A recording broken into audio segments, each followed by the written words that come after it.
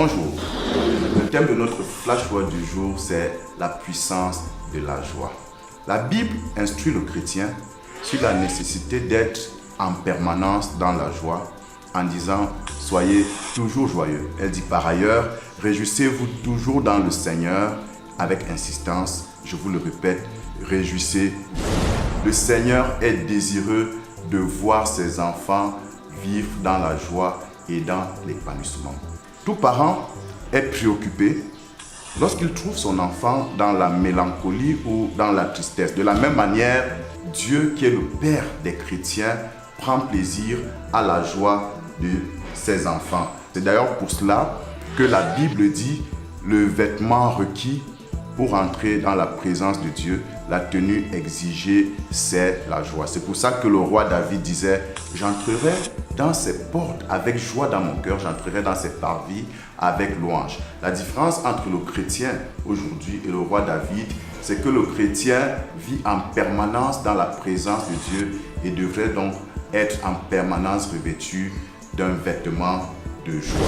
La Bible dit dans le livre de Romains au chapitre 14, verset 17, que le royaume des cieux, ce n'est pas le manger et le boire, mais c'est la justice, la paix et la joie. La Bible fait un parallèle entre l'alimentation du corps et ces trois éléments qui constituent donc l'alimentation de l'âme. Et moi, j'assimilerais la joie à ce qui désaltère l'âme de l'homme, parce que ces trois éléments que la Bible cite constituent l'alimentation de l'âme. La joie est donc ce qui désaltère l'âme de l'homme. C'est dire qu'une âme privée de joie est donc semblable à un corps qui est déshydraté, qui est privé d'eau. Tous ceux qui sont déshydratés dans leurs âmes sont exposés à aller s'abreuver à n'importe quelle source, des sources qui pourraient même être toxiques pour leur âme au risque de la perdre.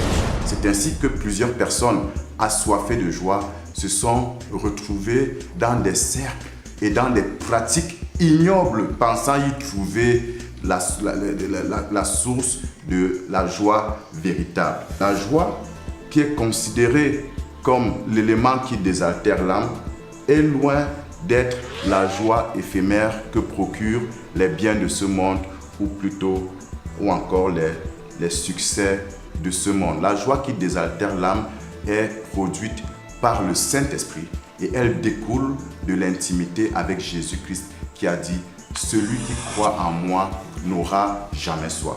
Et il a dit par ailleurs « Celui qui boit de l'eau que je donne n'aura jamais soif ». Celui qui est en communion avec Jésus et qui s'abreuve de la joie que Jésus donne désaltère son âme de manière permanente. Dans le livre de Proverbes, au chapitre 11, verset 10, la Bible nous dit que lorsque les justes sont heureux, la ville est dans la joie. La joie des justes a donc une puissance contagieuse pour impacter le territoire habité par ces justes-là.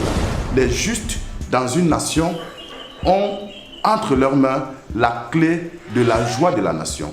Dans une localité, ils ont entre leurs mains la clé de la joie de la localité. Chrétien, tu as la possibilité de transformer la tristesse de ta ville en joie. La possibilité de transformer la tristesse de ta nation en joie en choisissant d'être différent. Là où tous se plaignent, de vivre et de manifester la joie que Dieu donne. Chers chrétiens, chers disciples du Seigneur Jésus-Christ, Dieu a prévu que ta joie soit ta force dans toutes les circonstances que tu traverses. La Bible dit dans le livre de Néhémie chapitre 8 verset 10, « La joie du Seigneur sera votre force ». Et les ingrédients qui te permettront de rendre cette joie permanente dans ta vie, c'est premièrement de ne jamais perdre de vue que ton nom est inscrit dans le livre de vie et par conséquent, tu as accès à tout l'héritage destiné à ceux qui sont sauvés. Deuxièmement, ne perds jamais de vue le fait que le Seigneur fait concourir toutes tes circonstances à ton bien. Toutes tes circonstances, donc quelles qu'elles soient, concourent à ton bonheur et devraient renforcer ta joie. Troisièmement, laisse tomber les offenses et les injustices que tu subis parce que Dieu dit à moi la vengeance, à moi la rétribution. Ces 3 ingrédients t'aideront à garder ta joie permanente et à contaminer ton environnement de ta joie. Que Dieu te bénisse.